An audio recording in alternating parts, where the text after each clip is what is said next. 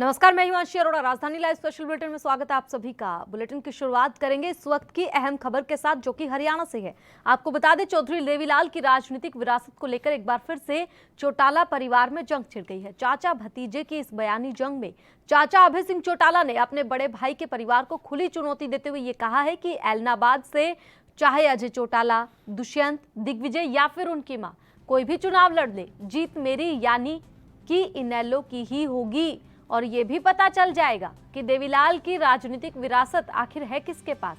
वहीं दिग्विजय ने भी बयानी हमला करते हुए ये कहा, हम देवीलाल के सपने पूरे करने में लगे हुए हैं और अभय चौटाला की जननायक स्वर्गीय चौधरी देवीलाल की राजनीतिक वारिस बनने की चाह ने ही उनका और उनकी पार्टी इनेलो का बेड़ा गर्क करके रख दिया है।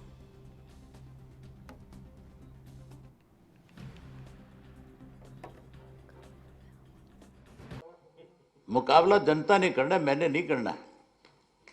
मैंने तो बहुत खुली छूट दिया। अब जैसे साथी ने मेरे से पूछ लिया था कि वहां से दिग्विजय लड़ेगा, मैं बोला दिग्विजय क्यों, उसका बाप लड़ ले, उसका भाई लड़ ले। रोज ये कहते थे मेरे लिए, हमारी वजह से अभय सिंह विधानसभा पहुंच गया। अब वो चारों आ जाए ना लड़ने के लिए, उनको बहम निकल जाएगा, पता चल जाएगा। ये चुनाव ऐलनाबाद का अब की बार एक चीज का और फैसला करेगा कि चौधरी देवीलाल का असल वारिस कौन है और चौधरी देवीलाल की नीतियों को कौन आगे ले जा सकता है। इस बात पे इलाहाबाद के लोग इस बाई इलेक्शन में मोहर लगाएंगे, ये चीज क्लियर हो जाएगी। अब ये रोज के ड्रामे जो चौधरी साहब की फोटो लगा करके लड्डू बांटे थे ना, चौधरी साहब की फोटो लगा के लोगों ने क्या किया इनके साथ, देखा नहीं आपने?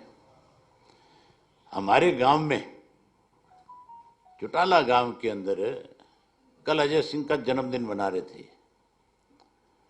हमारे गांव के अंदर लोगों ने जो लड्डू ये बांट रहे थे, वो तो जहां राख के ढेर लगे हुए थे वहां फेंकवा दिए और इनके विरोध में नारे लगाए। अगर हमारे गांव में विरोध हो सकता है तो फिर स्वागत कहां होगा इनका, ये बता दो मुझे।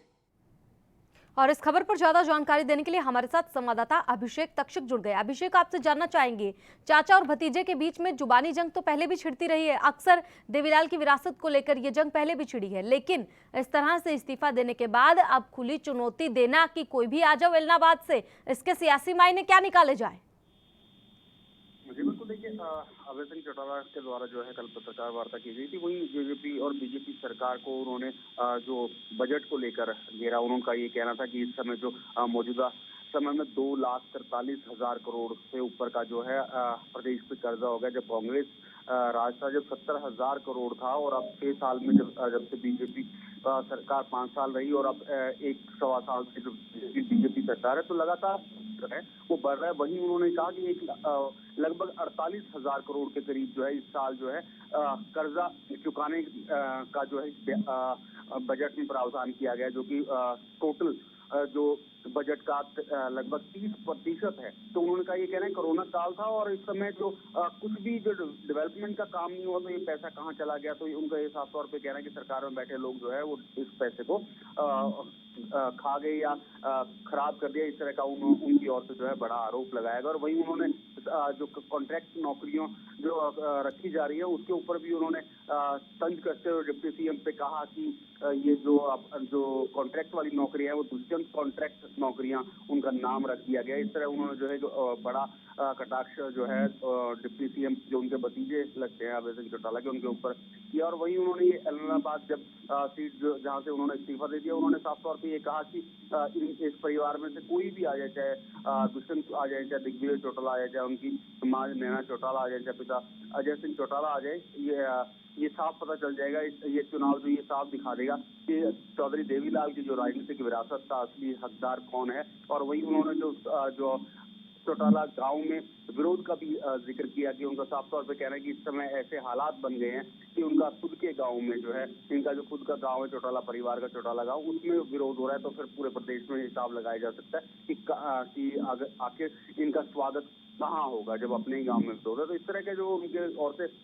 बड़ा जो बयान दिया गया और कटाक्ष किया गया अजय सिंह चौटाला के परिवार को लेकर, तो उन्होंने इसके बाद जो है दिग्विजय सिंह चौटाला ने उनके ऊपर जवाबी हमला बोलते हुए तो कहा कि उन्हें चौधरी देवीलाल के वारिस बनने की भूख है, उनके सपनों को पूरा करने की जो है जो बीड़ा है वो अजय सिंह चौटाला परिवार ने, यानी कि दुष्यंत चौटाला और दिग्विजय चौटाला और नैना चौटाला जो है चौधरी देवीलाल के जो सपने हैं उनको पूरा करने में लगे। और अभय चौटाला की चाहतों ने उनको और इनेलो को जो है इस समय जो हालात है वो उनकी चाहत नहीं इस तरह की है। और गठबंधन जो सरकार में अभय चौटाला की गुंडागर्दी नहीं चलनी जाएगी, इस तरह के जो है दिग्विजय चौटाला की ओर से बयान है। तो अब ये साफ तौर पे कहा जा सकता है जैसे पहले भी बयानबाजी चाचा भतीजे में तीखी बयानबाजी देखने को मिली, तो कल भी जो है इसी तरह का माहौल रहा। एक बार फिर दोबारा जो है चाचा भतीजा की जो है वाकई जो है छिड़ गया है। जी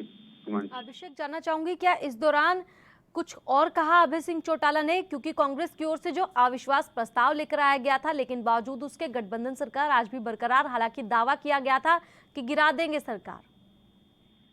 जी बिल्कुल, देखिए उनका साफ तौर पे कह रहा था कि जो ये जो रजिस्ट्री घोटाला हुआ और जो कई घोटाले हैं उसका जिक्र जो है नहीं किया गया। रजिस्ट्री घोटाला को लेकर जो है कांग्रेस जो मुख्य विपक्षी दल है उन्होंने विधानसभा में इसको लेकर सवाल नहीं उठाया। और वहीं उन्होंने मुख्यमंत्री को भी ये कहा कि जब रजिस्ट्री घोटाले की जो जांच रिपोर्ट है वो सदन के पटल पर रखनी चाहिए थी ताकि साफ हो सके कि आखिर इसमें कौन आरोपी थे और किसकी शय पर जो है ये सारी जो घोटाला है, ये शराब घोटाला, माफ कीजिएगा, ये जो शराब घोटाला है इसमें मुख्य आरोपियों का पता चलना चाहिए था। और मुख्यमंत्री को जो है ये विधानसभा के पटल पे जांच रिपोर्ट जो करवाई गई है, जो SIT या ACT जो है वो उसकी जो रिपोर्ट है वो पटल पे रखनी चाहिए थी। लेकिन ना कांग्रेस ने इस मुद्दे को उठाया और ना ही सरकार इस पर जवाब दे रही है। और वही उन्होंने कर्जे को लेकर जो है सरकार को घेरा और कि लगातार जो प्रदेश में है वो कर्जा बढ़ता जा रहा है। और जबकि डेवलपमेंट के जो पिछले साल की अगर जिक्र करें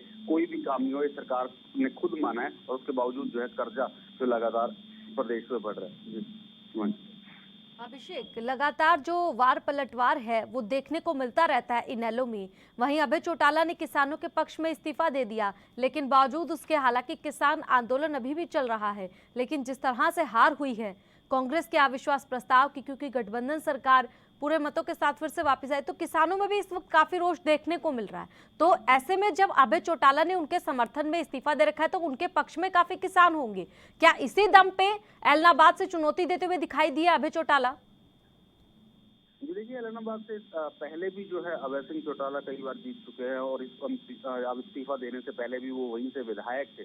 उन्होंने इसीलिए कहा कि यहाँ इस सीट से कोई भी आ जाए, चाहे उनके परिवार का ही क्यों ना हो, चाहे उनके बड़े भाई के परिवार से हो, उन्होंने नाम लेते हुए कहा कि चाहे नैना चौटाला आ जाए, चाहे दिग्विजय चौटाला, चाहे दुष्यंत चौटाला आ जाए, चाहे उनके पिता अजय सिंह चौटाला आ जाए। ये साफ तौर पे जो किसान है, जो जिस तरह का विरोध अब इस समय प्रदेश में हो रहा है और प्रदेश के साथ साथ उनके खुद के गाँव में जो उनका विरोध है, उन्होंने जिक्र भी किया इस चीज का। तो जैसे हालात है अब वहां से कोई भी आ जाए और ये जो एलनाबाद के जो जनता है वो इसका जवाब देगी। और ये भी साफ क्लियर हो जाएगा कि चौधरी देवीलाल जो किसानों की मसीहा से और किसानों के हित की लड़ाई उन्होंने हमेशा लड़ी और उनकी आवाज उठाते रहे, उनकी जो राजनीतिक विरासत है वो भी क्लियर हो जाएगा किसके पास है। क्योंकि जो अब जो ये दुष्यंत चौटाला जो है डिप्टी CM वो हमेशा चौधरी देवीलाल का जिक्र करते हैं और उनका फोटो जो है लगा के चलते हैं। और तो उसका जवाब उन्होंने देते हुए कहा कि ये भी एलनाबाद जो उपचुनाव है उसकी जनता ये क्लियर कर देगी आखिर जो असली देवीलाल के असली जो राजनीतिक जो बीड़ा है वो कौन उठा रहा है और जनता किसके साथ है। ठीक है, लेकिन अभिषेक, चौधरी देवीलाल के वक्त की जो इनेलो थी और आज के इनेलो की अगर बात करें तो इनेलो हरियाणा में कहां बची है अब इस वक्त? तो अभय चौटाला की ओर से इस तरीके की बयानबाजी, दिग्विजय ने तो उस पर पलटवार किया है, क्या दुष्यंत की ओर से कोई पलटवार किया गया? अब तक कोई प्रतिक्रिया आई है? देखिए, जब इस तरह का कोई बयानबाजी शुरू होती है तो अभय सिंह चौटाला की ओर से अगर जब भी इस तरह के आरोप या इस तरह की बयानबाजी जब आती है तो दिग्विजय चौटाला ही उनके ऊपर जवाब देते दिखते हैं। दुष्यंत चौटाला हालांकि उनका जो बयान कभी कभार जरूर सामने आता है, लेकिन इस बार उनका बयान इस पर नहीं आया है, किसी तरह की प्रतिक्रिया नहीं उनकी ओर से दी गई है। लेकिन दिग्विजय चौटाला ने ये साफ तौर पर जो कह दिया कि उनकी जो राजनीतिक जो भूख है उसी का जो परिणाम इनेलो का जो आज हालात है वो उनकी राजनीतिक भूख की वजह से ही है, और जिस तरह का उनका इस तरह की जो बयानबाजी है, जिस तरह का उनका आचरण है, उसी की वजह से जो इनेलो पार्टी जो है वो इस समय ऐसे हालात में है कि उनका इस समय एक भी विधायक नहीं है। और उन्होंने जरूर साफ तौर पर कहा कि ये इसमें राजनीतिक जो वर्चस्व की लड़ाई नहीं है, और जो दुष्यंत चौटाला है वो चौधरी देवीलाल के जो है सपने को पूरा करने में लगे हुए हैं, और वहीं जो अभय सिंह चौटाला है वो इस तरह की बयानबाजी कर रहे हैं। तो ये जरूर इस बार एक बार फिर जो है दोनों परिवारों में जो है तीखी जो बयानबाजी देखने को मिली। जी शुक्रिया ज्यादा जानकारी देने के लिए अभिषेक। तो इसी के साथ रुक करते हैं अगली खबर की ओर, जो कि दिल्ली से है। दिल्ली के मुख्यमंत्री अरविंद केजरीवाल ने किराड़ी विधानसभा की करीब 114 कॉलोनियों में 500 करोड़ के प्रोजेक्ट का शिलान्यास किया। आपको बता दें, इसके तहत इन सभी कॉलोनियों में सीवर की पाइपलाइन बिछाई जाएगी। जनता को संबोधित करते हुए केजरीवाल ने कहा, मैंने आपसे चुनाव के समय जो वादा किया था, आज उसी वादे को पूरा करने आया हूँ। केजरीवाल ने कहा, इस सीवर की समस्या को लेकर मैंने अपने अधिकारियों को निर्देश दिए थे कि यहाँ पर सीवर की लाइन डालनी है, तो उन्होंने मुझसे कहा हमारे पास इस फंड के लिए कमी है, इतना पैसा नहीं है, इसमें करोड़ों का खर्चा होगा। लेकिन केजरीवाल ने जवाब देते हुए कहा कि मैंने अधिकारियों से ये निर्देश देकर कह दिया था, मुझे कुछ नहीं पता, आप कहीं से भी पैसा लेकर आएं, कहीं से भी इंतजाम करें। उन्होंने दिल्ली सरकार के चल रहे अलग अलग प्रोजेक्ट्स में से कटौती की और जो पैसा बचा है अब किराड़ी विधानसभा में वो लगाया जाएगा। 4 साल में ये प्रोजेक्ट पूरा होगा और किराड़ी वासियों को अब जल भराव की समस्या से जूझना नहीं पड़ेगा। आखिर में दिल्ली के मुख्यमंत्री अरविंद केजरीवाल ने जनता से वादा किया, जहां जहां सीवर का काम होता जाएगा, गलियां और सड़कें बनती जाएंगी। पूरे किराड़ी विधानसभा में ऐसी कोई भी गलियां या सड़क नहीं बचेगी जहां पर सड़क ना हो।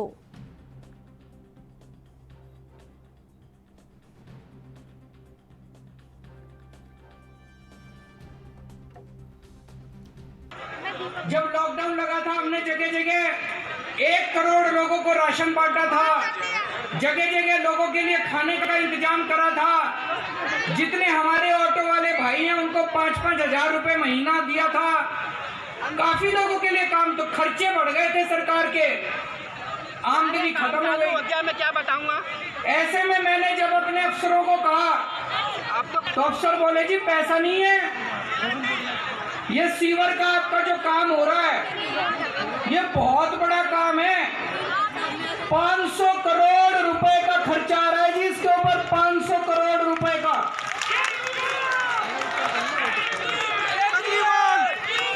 केजरीवाल 500 करोड़ का खर्चा है।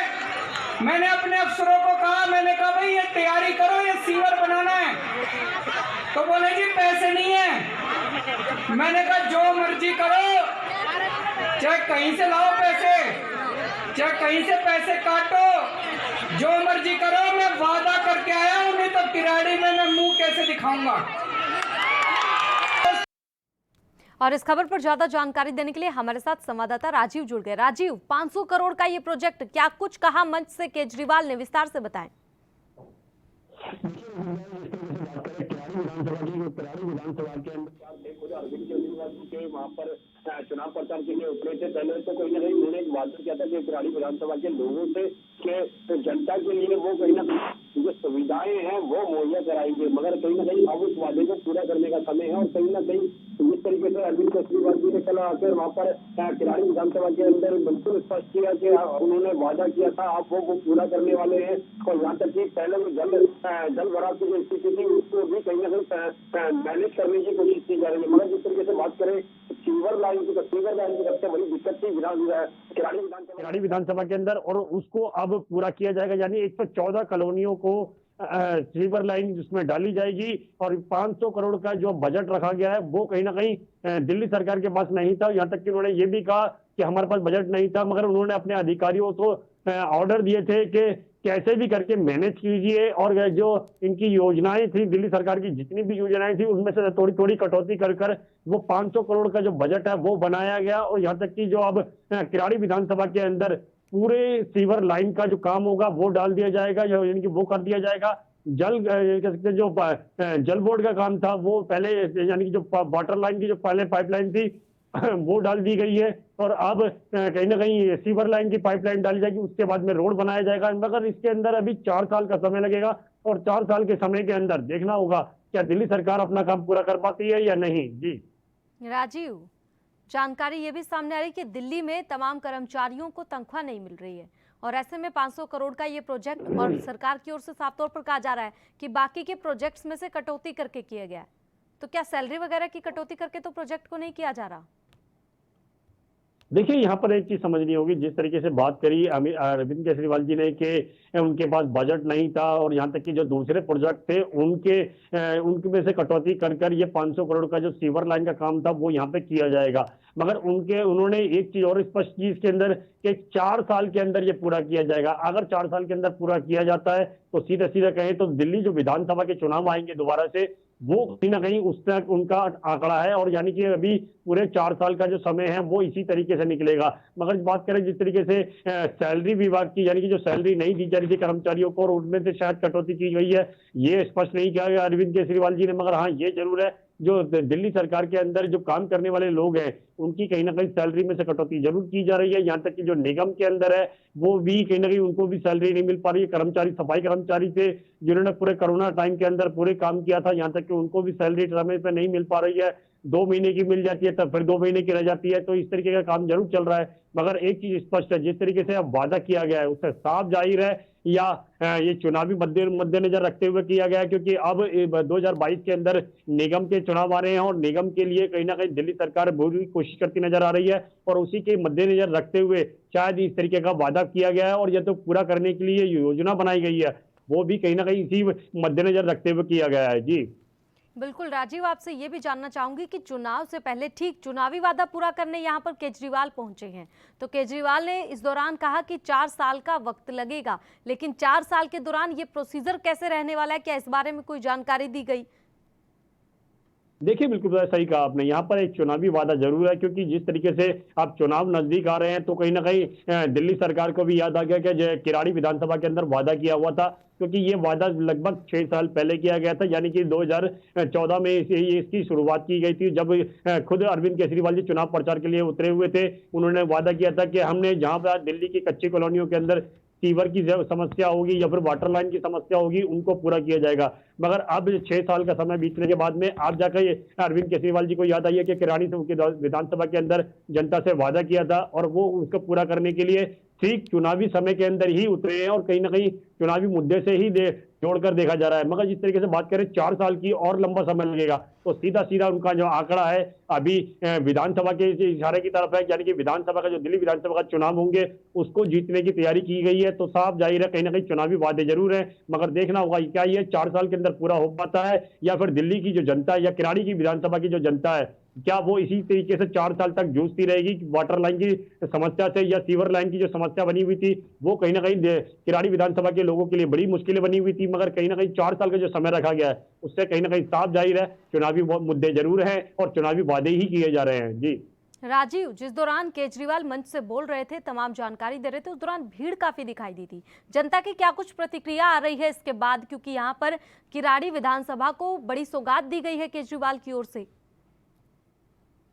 देखिए, एक चीज यहाँ पर एक सब समझना होगा, जिस तरीके से जनता बिल्कुल कह सकते हैं आम आदमी पार्टी की तरफ झुकाव हुआ था, क्योंकि जिस तरीके से अरविंद केजरीवाल जी ने सब शुरुआत में ही कहीं ना कहीं ये कहा था कि हम दिल्ली की ये लिए कहीं ना कहीं बड़ी योजनाएं लेके आएंगे, दिल्ली को समय समय पर योजनाएं मिलेंगी, उसका कहीं ना कहीं फायदा जनता को मिलता हुआ भी नजर आया। क्योंकि जिस तरीके से बात करें बिजली के बिलों की तो कहीं ना कहीं वो जीरो आने लगे, पानी के बिलों की बात करें तो वो जीरो आने लगे। दिल्ली सरकार की जो योजना थी महिलाओं को बसों के अंदर किराया फ्री, वो भी कहीं ना कहीं महिलाओं को फ्री मिलने लगा। और उसके बाद में अब कहीं ना कहीं अरविंद केजरीवाल जी ने एक और वादा किया है कि अयोध्या जो बनेगी वो कहीं ना कहीं सुप्रीम कोर्ट के ऑर्डर के हिसाब से ही बनेगी और उनके आदेश के हिसाब से ही काम चल रहा है वहां पर। मगर जो बुजुर्ग लोग हैं जिन्होंने ये तीर्थ यात्रा पर जाना होता है या फिर ये दिल्ली सरकार जिनको ले जाने की कोशिश कर रही है, साफ जाहिर है कहीं ना कहीं वो चुनावी वादा कर रहे हैं और कहीं ना कहीं बुजुर्गों को ही अयोध्या तक फ्री ऑफ कह सकते हैं किराए के साथ लेके जाएंगे और कहीं ना कहीं बुजुर्गों का फ्री किराया होगा। तो कहीं ना कहीं साफ जाहिर है कहीं ना कहीं चुनावी वादे जरूर है,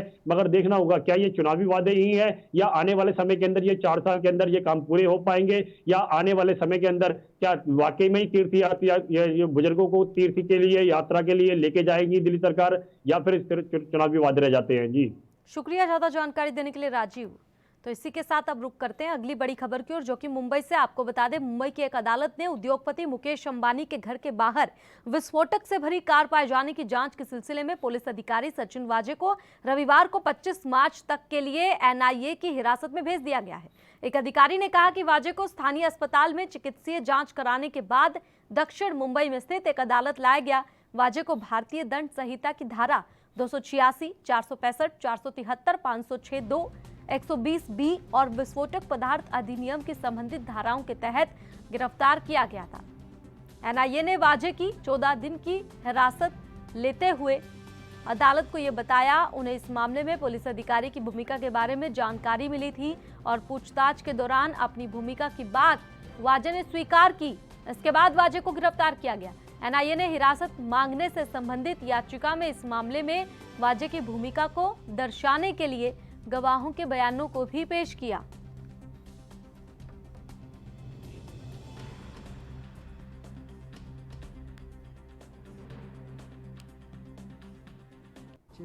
एंटीलिया बॉम्ब केस में जिस प्रकार से चीज़ें बाहर आई है और सचिन वाजे एपीआई इनको जिस प्रकार से अरेस्ट हुई है, मुझे ऐसा लगता है इससे सरकार के ऊपर एक सवालिया निशान पैदा हुआ है।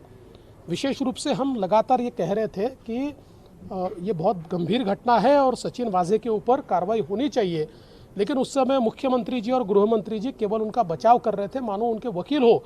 इस प्रकार से उस संदर्भ में बातें हो रही थी।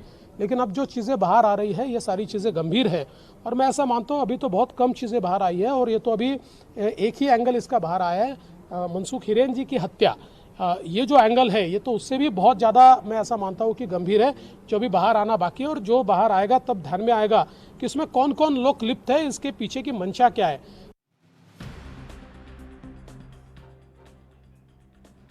तो एंटीलिया मामले में वाजे गिरफ्तार, 25 मार्च तक एनआईए की हिरासत में है वाजे। आपको बता दें 14 दिन की हिरासत मांगी है एनआईए की ओर से। पूछताछ जब की गई थी तो उन्होंने स्वीकार की थी अपनी भूमिका, जिसके बाद वाजे को गिरफ्तार किया गया और गिरफ्तारी के बाद अब एनआईए की हिरासत में 14 दिन की न्यायिक हिरासत में वाजे। आपको बता दें कि मुंबई की अदालत ने उद्योगपति मुकेश अंबानी के घर के बाहर जो विस्फोटक से भरी कार पाई गई थी, इस मामले में पुलिस अधिकारी सचिन वाजे को हिरासत में भेज दिया है, वो भी 25 मार्च तक। तो अब उनसे पूछताछ की जाएगी और ये पता लगाने का प्रयास किया जाएगा कि आखिर पूरा मामला क्या है। वहीं आपने सुना देवेंद्र फडणवीस को, एक तार आपको इस वक्त दिखाई दे रहे हैं, ये कहते हुए देवेंद्र फडणवीस दिखाई दिए, लेकिन हर मामले से जांच की जानी जरूरी है। आपको बता दें देवेंद्र फडणवीस ने ही ये मुद्दा उठाया था विधानसभा के दौरान और साफ तौर पर सरकार को घेरते हुए कि आखिर कार्रवाई क्यों नहीं हो रही है। मनसुख हिरेन की पत्नी ने गंभीर आरोप लगाए थे सचिन वाजे के ऊपर, जिसके बाद देवेंद्र फडणवीस के इस बयान से सियासी हलचल बढ़ी और सरकार पर इस चीज का दबाव आया, जिसके बाद सचिन वाजे को अब गिरफ्तार कर लिया गया। हालांकि सचिन वाजे शुरुआत में जब फडणवीस ने बयान दिया था तो बयानों से पलटते हुए दिखाई दिए थे, गोलमोल जवाब देते हुए दिखाई दिए थे, जैसे उन्हें कुछ पता ही नहीं है, लेकिन अब अपनी भूमिका को स्वीकार कर लिया है, जिसके बाद उनकी गिरफ्तारी और 14 दिन की न्यायिक हिरासत में सचिन वाजे।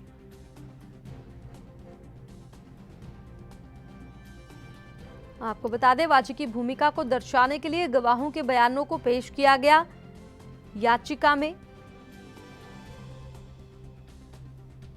भारतीय दंड संहिता की धारा 286, 465, 473, 506(2), 120(b) और विस्फोटक पदार्थ अधिनियम की संबंधित धाराओं के तहत ये केस दर्ज किया गया है। एंटीलिया मामले में फिलहाल सचिन वाजे से पूछताछ की जाएगी और क्या कुछ निकल कर आता है, ये सबसे बड़ा सवाल है, क्योंकि पहले जैश उल हिंद से भी जोड़कर देखा जा रहा था, लेकिन बावजूद इसके जब इस चीज़ की जांच की गई तो जैश उल हिंद नाम का कोई संगठन ही नहीं मिला, यानी कि वो पूरी तरह से फर्जी था। फिलहाल मनसुख हिरेन की जो मौत हुई है, उसकी पत्नी ने जो गंभीर आरोप लगाए, उस मामले में फिलहाल वाजे गिरफ्तार हो चुके हैं।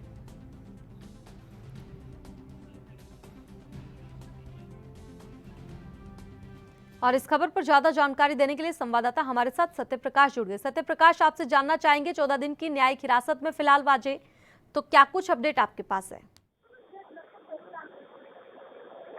देखिए जी सचिन वजे को 25 मार्च तक जो है न्यायिक हिरासत दे दी गई। जिस तरह से एनआईए ने मांग की थी कि सचिन वजे की एनआईए रिमांड बेहद जरूरी है, क्योंकि जिस तरह से तमाम सबूत मिले। हालांकि सचिन वजे ने भी मुंबई पुलिस की जो इसमें मौजूदगी की जो बातचीत उसको लेकर लगातार ये जांच कर रहे हैं। ऐसे में उनको 14 दिन की न्यायिक हिरासत लेना बेहद जरूरी है। इसको लेकर उनके वकील ने कहा है कि एनआईए पूरी तरह से सिर्फ सबूतों के आधार पर नहीं बल्कि एक साजिश के आधार पर उसको जो है हिरासत में लिया, अलग गिरफ्तारी की है।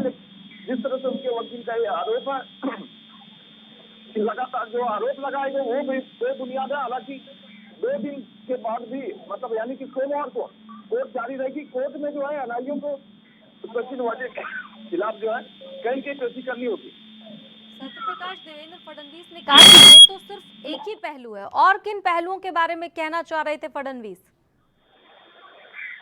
देखिए जिस तरह से सचिन वजे ने यह स्वीकार किया कि उनकी संलिप्तता है, और दूसरी तरफ उन्होंने ये भी कहा है कि शिवसेना के 2 बड़े नेता के कहने पर उन्होंने किया है, तो जाहिर तौर पर सियासी हलचल कई तेज हो गई है। उसको लेकर अब एनआईए और एटीएस को इंतजार है कि आखिर सचिन वजे किसका नाम लेना चाहते हैं और इस पूरे मामले में किसकी संलिप्तता है। शुक्रिया ज्यादा जानकारी देने के लिए सत्यप्रकाश।